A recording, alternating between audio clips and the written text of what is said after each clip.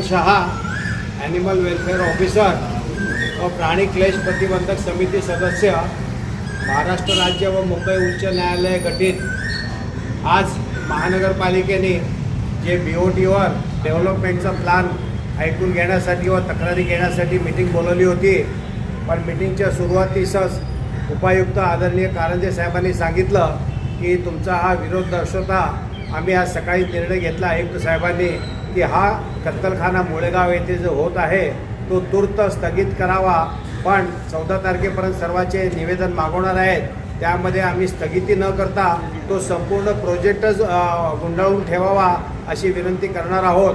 ह्या एक पहिला तर हे सोलापूर हद्दीच्या बाहेर हे लोक काम करू शकत नाहीत। मागच्या वेळेला सुद्धा त्यांनी मुळेगाव येथे कत्तलखाना केला, राज्य शासनाने केंद्र शासनाकडनं 1,10,00,000 रुपये मिळवले, पण ते 1,10,00,000 रुपये आहे ते कत्तलखाने मॉडर्नायझेशन करण्यासाठी दिले होते।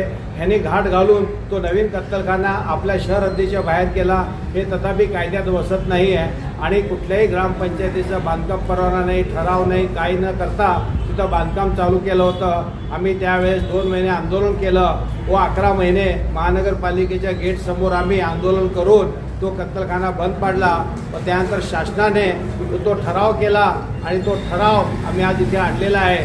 तो ठरावसुद्धा त्यांना दाखवणार आहे आणि त्या ठरावामध्ये स्पष्ट लिहिलेलं आहे की ही योजना संपूर्णतः रद्द करण्यात येत आहे। आणि त्यावेळेला जो 1,10,00,000 रुपये खर्च झाला महानगरपालिकेचा मुळेगाव येथे, तो संपूर्ण आज उद्ध्वस्त झालेला आहे।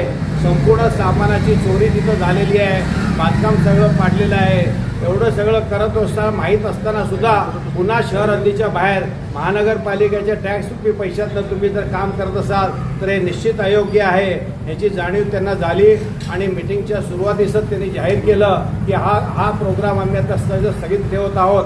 तर आमचं पुनश्च म्हणणं आहे हा स्थगित न ठेवता कायमस्वरूपी बंद करावं, तो फाईल करून ठेवा व विलासभाई शाह यांनी खास माड्यावर फोन करून सांगितलं आहे या विपरीत सुद्धा तुम्ही BOTवर टेंडर काढणार असाल तर 93 वर्षाचे प्राणीमित्र विलासभाई शाह हे महानगरपालिकेसमोर आत्मदहन करतील असा इशारा दिलेला आहे। व सर्व हिंदुत्ववादी संस्थेचे पदाधिकारी ते उपस्थित आहेत। जय श्रीराम, जय श्रीराम, जय माता की जय, गो माता की जय, वंदे मातरम, वंदे मातरम, भारत माता की जय, भारत माता की जय।